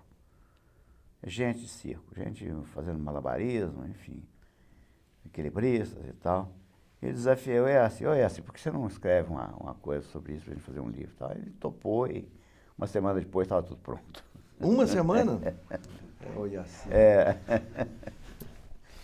É uma figura ótima, um grande amigo também. E qual é a diferença entre trabalhar, então, aí 20 anos para outras editoras e ter a sua? O que mudou na vida? Mudou que a Mary dá um duro danado, né? Porque eu não me meto nessa história. Vou fazer um livro assim, vamos fazer um livro. Eu faço o livro. Eu não sou administrador, não quero administrar nada. Mas a Mary toca a coisa direitinho. Enfim, a coisa da grana, de pagar, de receber, é com ela. Ela é ministra das finanças, é o Banco Central e de tudo, o ministro da Fazenda, tudo junto. Enfim, é com ela. E a participação dos filhos de vocês no processo? Olha, a Patrícia trabalha com a gente, né? A Patrícia é a pessoa que faz as montagens, faz o texto, faz a diagramação, enfim, ela trabalha com a gente, efetivamente com a gente lá. Agora, os outros, eles têm a vida deles, independente, mas fazem coisas também para a gente. O Lucas, por exemplo, é ilustrador, né? Muito bom, diga-se de passagem, não é porque é filho, a Vera fala, não é porque é meu filho, mas ele é muito bom, dito por outras pessoas, por outras editoras. Por exemplo, ele fez uma coleção para a editora Dimensão, em Belo Horizonte, e foi muito bem aceita. Então, eu acho que foi o único livro da editora Dimensão que foi comprado pelo PNBE. PNB. Foi um livro ilustrado, um texto da Mary e ilustrado por ele. E comecei com ele desde Então, pequeno, gostava de desenhar? Ele sempre, desde pequeno também. O Lucas, ele é muito bom também na coisa gráfica, de computação gráfica e tal. Por exemplo, agora ele está desenvolvendo os pingos em 3D. Que a gente pretende também, num futuro aí, fazer pequenos filmes de animação. Né? De repente para a internet, pro celular, enfim. É um campo de trabalho aí bem interessante. O Augusto tem a firma dele lá, tem um birô de pré-impressão, muito bem montado e tal. Aliás, hoje ele está até na Alemanha, numa feira de máquinas gráficas. E o Daniel, ele trabalha com computação também, mas aí já é uma área técnica. Já é outro tipo de coisa. Ele fez um trabalho aqui para o São Paulo, CBTU e tal. Ele trabalha nesse tipo de coisa, de planejamentos, enfim. Nada a ver com desenho, mas também no teclado. Sei. E, Eliado, você, a Mary, esse ano completa 40 anos de estrada, né? É. Como é que é isso? Sei lá, cara. Olha, eu não sinto esses 40 anos não, viu? Você vê, eu estou sempre planejando e tal, e eu não sou de aposentar, não. Acho que a gente morre com lápis na mão, né? Tal qual um Elcide, que desembanha o lápis e ataca, né? Que legal, um longo trabalho e muito mais coisa ainda. O artista não aposenta, não tem jeito. Como o artista vai aposentar? Eu posso aposentar, tudo bem, vamos aposentar, mas aí o que eu vou fazer? Eu vou desenhar, pô. Já que eu estou com tempo folgado, estou aposentado mesmo, vamos desenhar, vamos pintar. Uma coisa muito sem sentido, né? E, aliás, nesse tempo todo vocês colecionaram muitas histórias aí de leitores, de retorno, de professores. Sim, você podia contar algumas? Isso é emocionante. Essa é a parte mais emocionante de tudo isso, mais gostoso que prêmios, né, que ao longo da carreira. Aliás, até tem uma história interessante sobre um prêmio especial. Mas hoje você encontra. Eu encontro, outro dia, por exemplo, no Rio, nós estamos fazendo uma tarde de autógrafo no Salão do Livro Infanto Juvenil, que é feito lá pela Fundação Nacional do Livro Infantil, que é feito lá no Museu de Arte Moderna. E a gente está fazendo lá um lançamento, uma tarde de autógrafo. E aí chegou um rapaz, um jovem, simpático, bonito, cara e tal, um filhinho pequeno. E emocionado, absolutamente emocionado. O cara falou, cara, eu estou emocionado de falar com você. Eu estou vendo. Porque eu aprendi, eu li, né, eu aprendi a ler nos seus livros. E agora eu estou ensinando ele, um menininho dele a ler e tal. Eu falei, então você vai me dar um abraço. Isso é emocionante. Ontem, por exemplo, lá, né, aquela menina também falou que aprendeu a ler, a filha do Rouanet. Uma ocasião a gente estava também no Rio, lá na casa de Rui Barbosa, também fazendo uma conversa, um bate-papo com a criançada lá de um morro em frente, os meninos da favela. E a gente comentando sobre personagem e tal, falando dos personagens, e eu fiz um desenho do Pingo lá. Né? E eu falei, alguém aí sabe que personagem é esse? Silêncio, né? Eu falei, pô, eles não conhecem, os livros não chegaram lá, deu aquele silêncio aí. Aí, de repente, o menino lá no meio da coisa levantou o dedo, assim, é o Pingo. Pô, você chora, cara. Né? Você chora, o menino lá, aquela coisa mais humilde, né? Ele conhece e gosta. Nós fizemos um boneco, cortamos na madeira, um formato do Pingo e tal, para o Fest-Ler, que é uma feira de livros em Juiz de Fora. E a criançada passava o Pingo e ia lá, abraçava o Pingo. Vocês fizeram um stand lá. Nós tínhamos um stand lá. Mas é isso. Aí essa história do prêmio, em 75, eu ganhei um prêmio Foi uma coisa muito importante, porque foi o primeiro latino-americano que ganhou o prêmio na Bienal de Ilustração de Bratislava. Na época era a Tchecoslováquia. Hoje é a Eslováquia, né? Então aquilo foi, pra gente, eu fui lá, né? Fui lá, vou receber o prêmio e tal.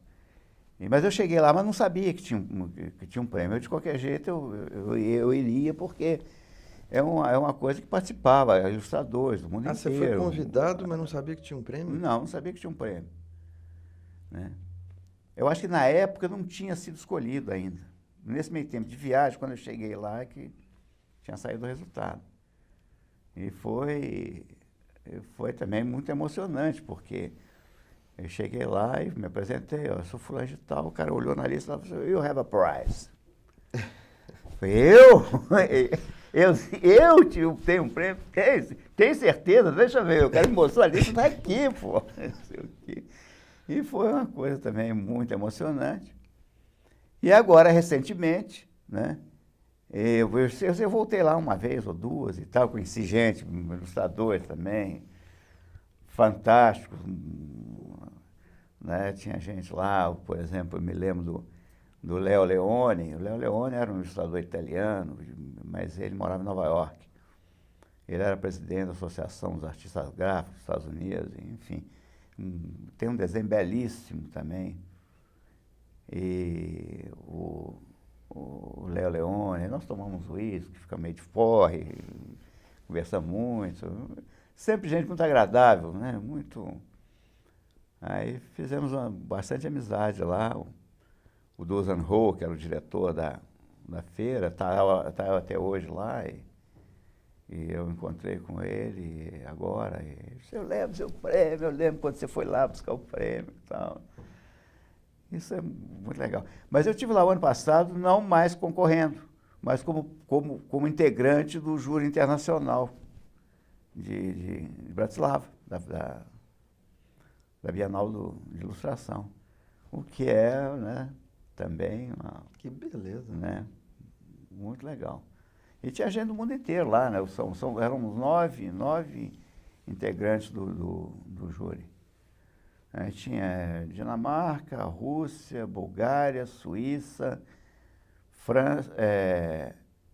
Canadá, Bélgica, Irã. São nove pessoas do mundo inteiro. O Cipad, lá da Eslováquia, o ilustrador lá. Enfim, foi muito legal, muito importante também conhecer essa gente toda.